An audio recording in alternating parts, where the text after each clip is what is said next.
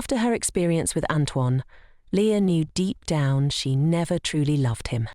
And she realized how foolish it had been to believe that living without love would somehow make things easier. So when she finally decided she wouldn't marry again, Julian's words echoed in her heart. "You will love me." And strangely, she felt butterflies. Even if she wasn't ready to admit it yet, something about him stirred her. The next morning, Leah looked exhausted, but she still went to see Julian. He lit up the moment he saw her. He brought up the proposal from the night before, and Leah gently told him that he might be waiting a long time for her answer. With a warm, patient smile, Julian replied, "I'll wait. As long as you let me stay by your side." Their conversation drifted toward hobbies. Leah said she loved gardening and reading. Julian, thinking aloud, said he might enjoy painting. Leah's eyes sparkled. "Then paint me." She didn't waste a second. With excitement, she gathered the tools and even changed into a new dress for the occasion. As Julian painted, their eyes met again and again, and each time he smiled. A little more. At one point, Julian laughed, teasing, "Your face turns redder every time I look at you. How am I supposed to find the right colours?" Blushing, Leah fumbled for an excuse. "It's just the heat." Julian chuckled and suggested they take a short break. But as Leah turned to leave, she accidentally stepped on her dress and tripped. Julian lunged to catch her, but they both fell, Leah landing right on top of him. She winced. "You're hurt," Julian said, his voice serious. He gently scooped her into his arms and insisted on taking her to the doctor. Leah glanced at his face and hesitated.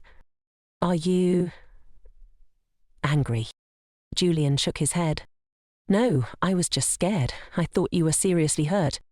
Luckily, the doctor reassured them it was only a minor sprain and would heal quickly. Julian finally relaxed. Back at the estate, Leah pouted. "I was really looking forward to teasing you if the painting turned out bad." Julian grinned. "There's always next time." Leah mentioned she'd already asked the servants to prepare drinks in the hall and invited him to join her. Julian stood and offered his hand, helping her to her feet. As they walked together, Leah stole glances at him, her thoughts swirling. She'd never been escorted by a man outside of a banquet. Julian was so sweet and, she had to admit, incredibly attractive.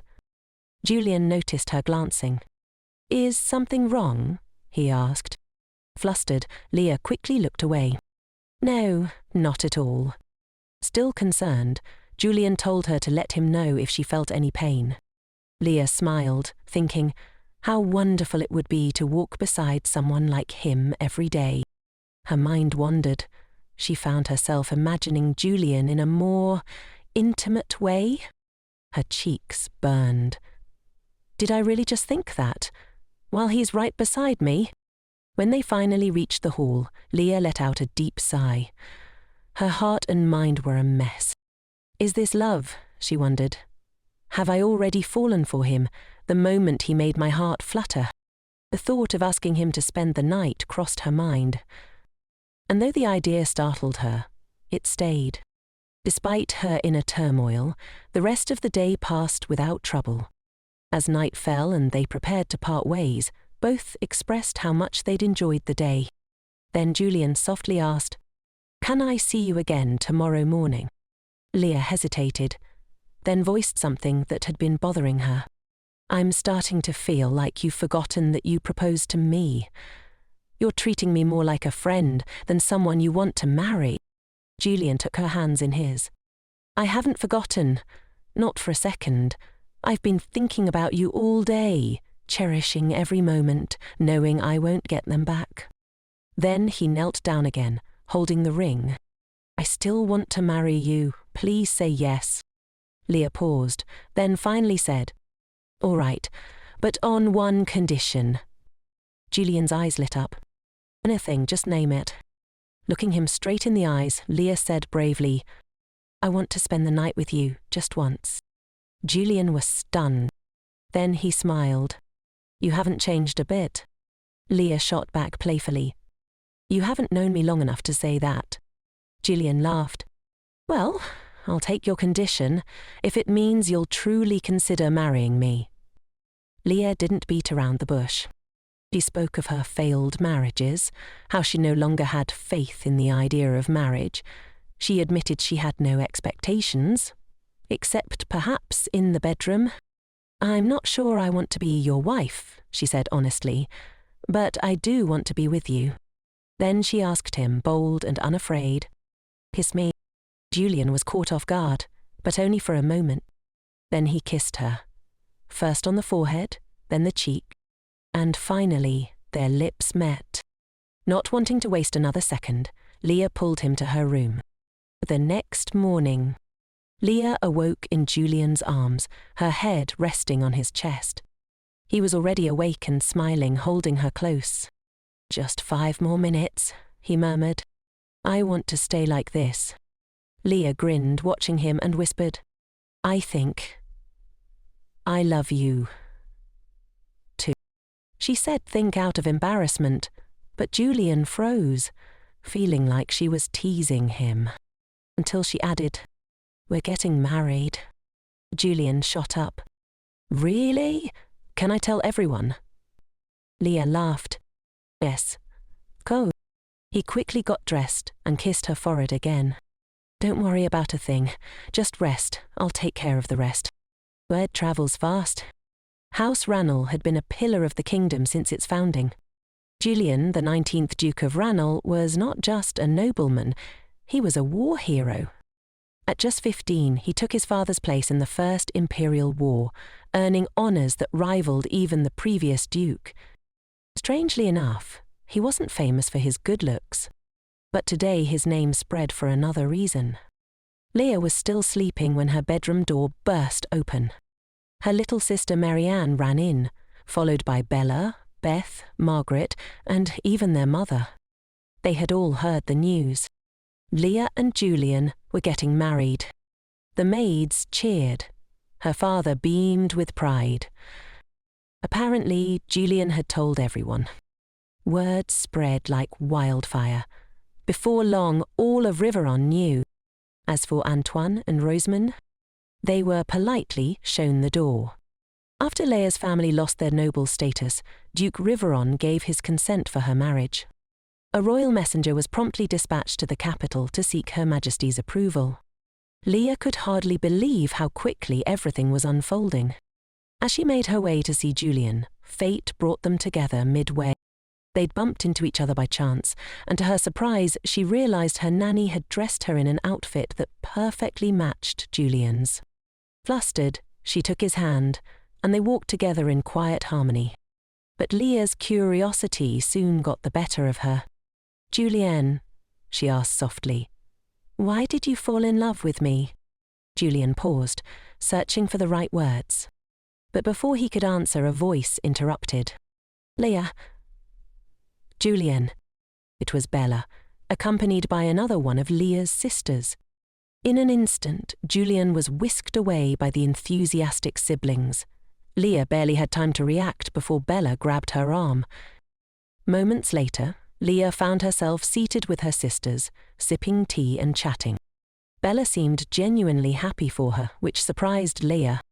In the past, Bella had voiced concerns when Leah was engaged to Antoine.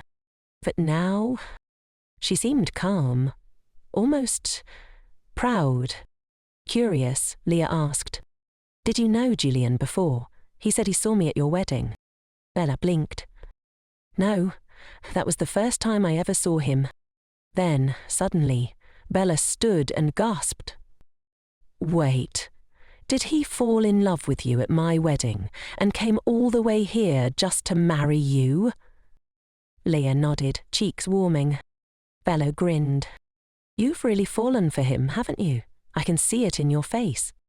Leah laughed nervously. The same me who once swore off marriage, now completely caught in his spell. Overwhelmed by the whirlwind of emotions, Leah politely excused herself from the gathering. As she descended the stairs, her thoughts wandered. Was she really getting married? So soon?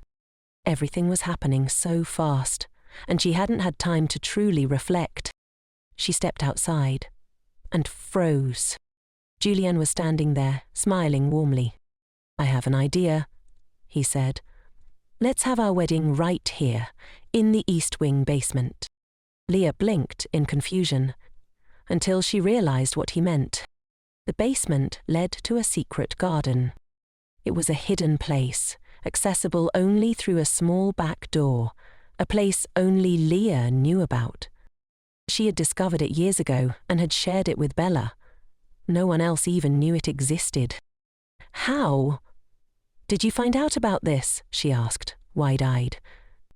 Julien smiled. "I noticed you always went there when you needed to think."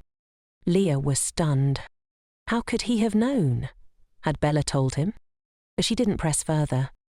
Instead, she welcomed him into her little sanctuary. "Do you think it's beautiful?" she asked. Julien nodded. Beautiful enough for a wedding. Leah was touched. Weddings were traditionally held at the groom's estate, especially for nobility. But ambition doesn't bind you. Tradition. "We can still have one at Ranelagh if you'd like, but I remember you once said you wanted to be married in a lavender garden."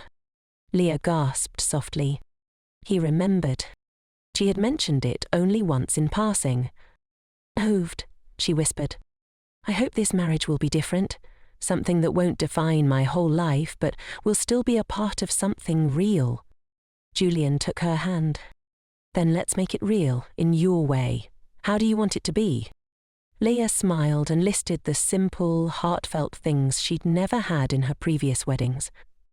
Julien listened closely, then gently embraced her from behind. "Everything you've asked for is more than reasonable," he whispered. "I'll give you all of it, and more. I just want you to be happy." Leah's heart fluttered again. She turned to face him. "But why do you love me, Julien? You only got to know me in this life." Julien shook his head. "No. I've always loved you. The wedding is set." Later, when Bella found out the wedding was scheduled for next week, on Leah's birthday, she was shocked. "Wait, next week? On your birthday?" Leah nodded with a smile. "It was Julian's idea. I thought it would be nice to keep it simple, just my nanny and my sisters." Now that preparations had begun, Leah and Julien were finalizing the details. When the topic of her dress came up, Julien suggested the blue one, the same dress he had once complimented. Leah tilted her head. "You really like that dress, don't you? Why?" Julien smiled. "Because I like you even more when you wear it." Lately, there had been a growing trend among noble families, especially those with high titles, to skip lavish ceremonies. Instead, they'd have their marriage officially certified by the Queen. It was faster, simpler, and still prestigious. Only nobles of a rank higher than Marquess could request this. So when Julien presented Leah with the official marriage contract, she knew this was serious. As she read through the document, her heart softened. Every single request she had made, every detail she had shared, was written in that contract. When she looked up, Julien was watching her quietly. "Is there anything you want from me?" she asked. Julien gave her a soft smile. "Just one thing, stay healthy and always stay by my side." And finally, the wedding day arrived. A week later, Leah arrived at the secret garden, accompanied by her sisters and nanny. Her heart fluttered with anticipation. She wondered what Julien had prepared for their special day. To her astonishment, everything she had dreamed of was perfectly arranged. The flowers, the decorations, the warm sunlight filtering through the leaves. It was exactly as she had imagined. She was overwhelmed by how thoughtful Julien had been. Even the music playing was her favourite childhood song. It felt like a new beginning, like magic. Then Julien appeared, dressed elegantly, his presence calming and radiant. He greeted Leah with grace, gently kissed her hand, and whispered a compliment that made her blush. "You look breathtaking." He then placed a royal jewel in her hair, a gift that sparkled with a brilliance that matched her glow. With everything in place, Julian took her hand, and together they walked down the aisle. As they reached the altar, Julian turned to her and said, "Oh, I've been waiting for this moment, what feels like lifetimes. Out of all the souls that ever existed, I chose you. And despite the pain, the waiting, the unknowns, I've never once regretted it. Even if life rewound and began again, I would still choose you every single time." Leah's heart overflowed. She had no doubt anymore. She too would choose him again and again in this life and the next. A priest, brought by Julian, offered his blessings. He spoke of love binding them together, of enduring hardships side by side, and of finding happiness in the end. With gentle smiles and steady voices, they exchanged vows and sealed their union with a loving kiss. Time seemed to fly after the wedding. Leah and Julian rode by carriage to the capital, where they had an official audience with the Queen. Their marriage was formally approved. From there, their journey continued until they reached the Ral estate, Julian's home. As they approached, Leah noticed a tall fence near the river and wondered about its purpose. Inside the manor, she was stunned. The interior had been decorated to perfectly match her tastes. It felt like a dream she had unknowingly stepped into. Yet the image of that high fence lingered in her mind. Later, unable to hold back her curiosity, she asked Julian about it. He hesitated for a brief moment, then gently stroked her hair and replied, "Someone once fell into the river and didn't survive." Leah blinked. "They died?" Julian simply smiled, smoothly changing the subject. "You've been so busy looking around, I was starting to feel a little jealous. I wish you'd spare me some attention too." Leah raised an eyebrow, amused. "Jealous? You? With that face? I'm sure you've had plenty of admirers." But Julian looked serious. "No games, Leah. I've only ever had eyes for you." He leaned in, close enough for her to feel his breath. "You can believe me, or not. That choice is yours." Leah was left speechless, torn between laughter and awe at his sincerity. 3 months passed at the Ral estate, and to Leah's relief, she had grown to enjoy her new life. Julian remained kind and attentive, and despite her initial hesitation, she felt safe with him. But now Julian was away, travelling through the countryside to inspect his other estates. Without him, Leah found herself feeling a little lonely. Fortunately, her sisters, Beth and Bella, came to visit. The reunion was warm, and they quickly dove into exploring the estate. Beth especially was eager to see the library Leah had raved about in her letters. It exceeded her expectations, with towering shelves and an impressive collection of rare books. They continued the tour. A room filled with fine jewels and crafts, a luxurious dressing room, and a garden that reminded Leah of her secret hideaway back in Riveron. Leah even showed them rooms named after each member of the Riveron family, an idea Julian had insisted on. But when Beth asked about Leah's room, she smiled and said she didn't have one. She preferred to sleep with Julian each night.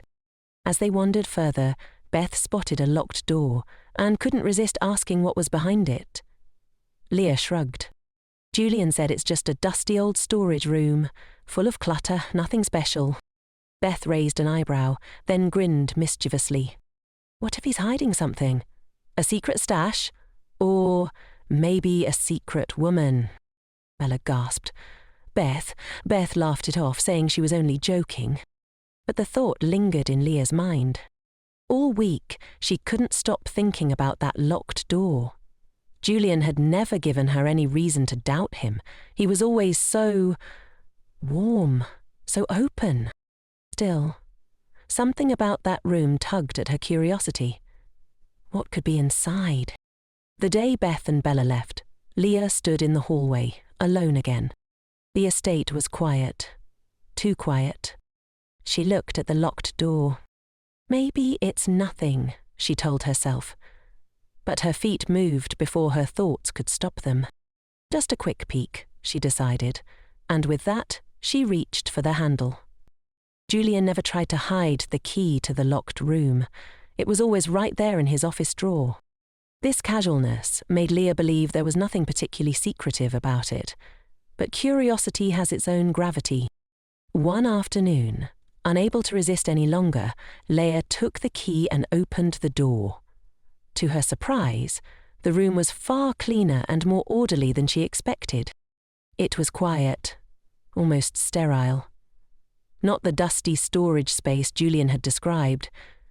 She brought in a lantern and looked around. That's when her eyes landed on a large board mounted on the wall. It was covered in writing, a list, cold and clinical, detailing various causes of death. High fever, lightning strike under the walnut tree, marriage, overturning near the river bridge, drowning in the estate lake, falling from the east tower, attack by unknown Unsal. The mention of the lake sent a chill through Leah. Julian had once mentioned someone drowning there. Her breath caught in her throat. As she examined the board closer, she saw that beneath each death entry there were strange notes. Details. And drowning in the lake, a line read, barrier recommended to prevent further incidents. Was the fence she'd seen meant to hide something, not just protect? Another note, under fall from East Tower, listed heights from which a person might survive a fall. Leah's blood ran cold. This didn't look like an investigation. It looked like planning. Plans for murder. Heart-pounding, she stepped back. And that's when she saw it. Her own portrait.